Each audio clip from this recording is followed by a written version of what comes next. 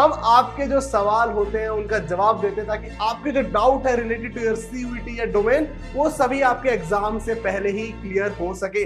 Hello everyone, मैं आयुष शर्मा आप सभी का एक बार फिर से स्वागत करता हूं यूनिमॉन्क सीयूईटी प्लेटफॉर्म पर। आज एक बार फिर से आपके लिए वीडियो लेकर आ चुके हैं इंक्वायरी इनसाइट्स विद यूनिमॉन्क, जिसमें हम आपके जो सवाल होते हैं उनका जवाब देते हैं ताकि आपके जो डाउट है रिलेटेड टू योर सीयूईटी या डोमेन वो सभी आपके एग्जाम से पहले ही क्लियर हो सके। अगर बात करें भाई आज के टॉपिक की, तो आज बच्चों ने हमसे सवाल पूछे हैं, जो नए नोटिस आए हैं, नए अपडेट आए हैं रिलेटेड टू सीयूईटी, तो उसके अंदर जो बच्चों को डाउट आ रहे हैं तो उससे बच्चों ने बहुत सवाल पूछे, जिसमें सबसे पहला सवाल बच्चा पूछता है कि sir I am a science student of science and as the notice come that CUET will be in hybrid mode, so how many chances are there that science domain exam will be offline। तो basic बात ये कह रहा है कि sir हम science के student हैं और साइंस के स्टूडेंट के क्या चांसेस है कि जो उनका एग्जाम है वो इस बार ऑफलाइन हो। ठीक है, तो साइंस वालों के बच्चों के लिए एक चीज आ जाता हूं कि इनके सिर्फ 3 डोमेन के साथ ही सब्जेक्ट कॉम्बिनेशन बेसिकली जो बनते हैं, ठीक है, या तो पीसीबी के साथ ये बनाएंगे या पीसी एम के साथ ये जो अपने डोमेन सब्जेक्ट के कॉम्बिनेशंस हैं ये बनाते हैं मोस्टली जो साइंस स्टूडेंट होते हैं। ठीक है, अब अगर इनमें बात करें भाई प्रीवियस ईयर के रजिस्ट्रेशन डाटा की, क्यों रजिस्ट्रेशन डाटा? बिकॉज नोटिस के अंदर क्लियरली मेंशन्ड है कि जिस भी सब्जेक्ट का बच्चों,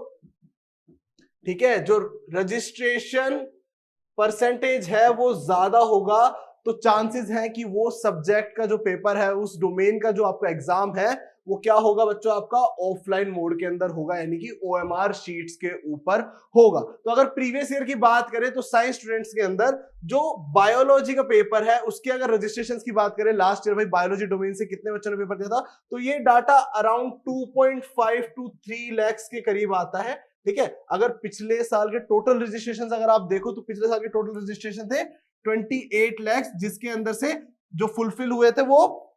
जिन बच्चों ने बेसिकली सीयूटी दिया वो सिर्फ 19 लाख थे। ठीक है, तो अगर इस डाटा को देखें तो इस बार चांसेस है अगर बायोलॉजी का डाटा या फिर बायोलॉजी के नंबर ऑफ रजिस्ट्रेशन इतने ही रहने वाले हैं या इससे भी बढ़ते हैं, ठीक है, तो चांसेस है कि जो बायोलॉजी डोमेन का पेपर है आपका बच्चों वो आपका किस पे होगा, ओएमआर शीट्स के ऊपर होगा। अभी आपको आगे ओएमआर शीट्स दिखाऊंगा और उसकी फिलिंग कैसे होती है। बेसिकली मोस्टली बच्चों को पता होगा जिन्होंने अपने स्कूल टाइम में ओलंपियाड के एग्जाम्स वगैरह दिए हो, और नहीं पता तो वो भी बताऊंगा कि किस तरीके से आपको अपने ओएमआर शीट्स फिल करनी होगी ऑफलाइन मोड के लिए। अगर बात करें भाई दूसरे बचे हुए हमारे केमिस्ट्री और फिजिक्स डोमेन की, ठीक है, तो इनका जो डाटा है वो लगभग सेम है। ठीक है, 1.5 से 2 लाख बच्चे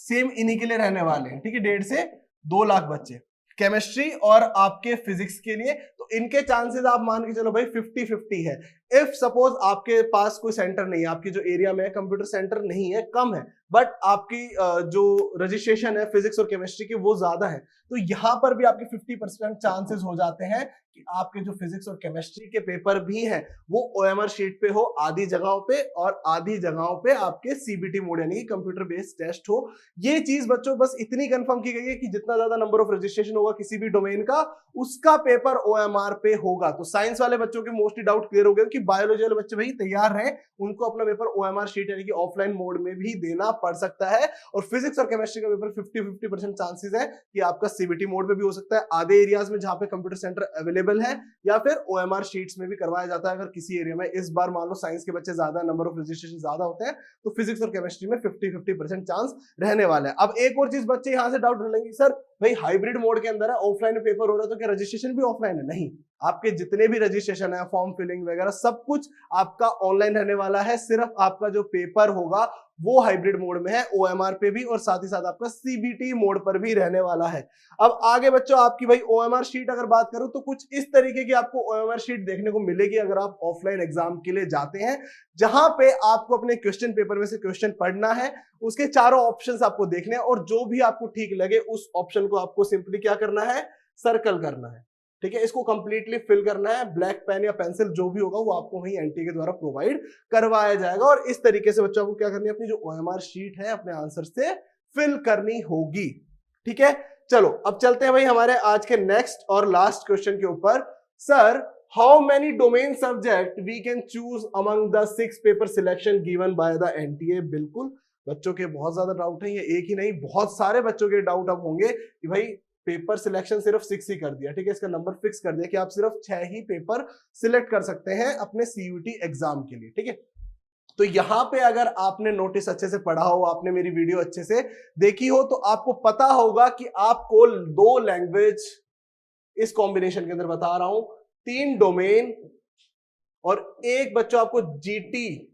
सिलेक्ट करने का सब्जेक्ट कॉम्बिनेशन एनटीए के द्वारा प्रोवाइडेड है, यानी कि मैक्सिमम नंबर ऑफ डोमेन यहां पे आप 3 ही बच्चों चूज कर सकते हैं। अगर आपने वो वीडियो नहीं देखा है, जल्दी से जाके वो वीडियो आपको देखना है, ठीक है। अब अगर इसके बाद भाई बात करें आपके सब्जेक्ट सिलेक्शन कम हो गए तो सर हमें और स्ट्रीम चेंज करना है, तो बच्चों वो चीज आपको पहले ही सोच के चलनी होगी, अपना कोर्स सिलेक्शन पहले ही करना होगा, क्योंकि बहुत ही कम सब्जेक्ट है, बहुत ही कम ऐसे सब्जेक्ट है जिनके अंदर आपके तीनों डोमेन मांगते हैं। साइंस वाले बच्चों के लिए थोड़ी घबराने की बात है, बिकॉज उनके अंदर अगर हम दिल्ली यूनिवर्सिटी का एग्जांपल लें तो लैंग्वेज में सिंपली बस लैंग्वेज के अंदर 30% क्वालिफाई करना होता है और उनको तीनों डोमेन के पेपर देने पड़ते हैं अगर उनको अपने किसी भी कोर्स के अंदर एडमिशन लेना है। बाकी जो कोर्सेज है उनके अंदर क्या होता है, सिंपली आप 2 सब्जेक्ट सिलेक्ट कीजिए, एक लैंग्वेज लीजिए और जीटी दीजिए, ठीक है। वो डिपेंड करता है आपने यूनिवर्सिटी की टारगेट क्या क्या, कौन सी यूनिवर्सिटी टारगेट में लिया, कौन सा कोर्स टारगेट में लिया। तो ये चीज बार बार कह रहा हूं, पहले ही अपनी जो यूनिवर्सिटी है हर वीडियो में आपको कहता आ रहा हूं, उसको डिसाइड कर लो, अपने कोर्स का सिलेक्शन कर लीजिए जिस भी कोर्स में आपको एडमिशन लेना है। और सभी कोर्सेज ऑलमोस्ट सभी यूनिवर्सिटी के जो सब्जेक्ट कॉम्बिनेशन है कोर्स से रिलेटेड वो हम यूनिवॉक्स पे डाल चुके हैं, वीडियोस को जाके देखो और अपने जो सब्जेक्ट कॉम्बिनेशन है बच्चों उनको भी जल्दी से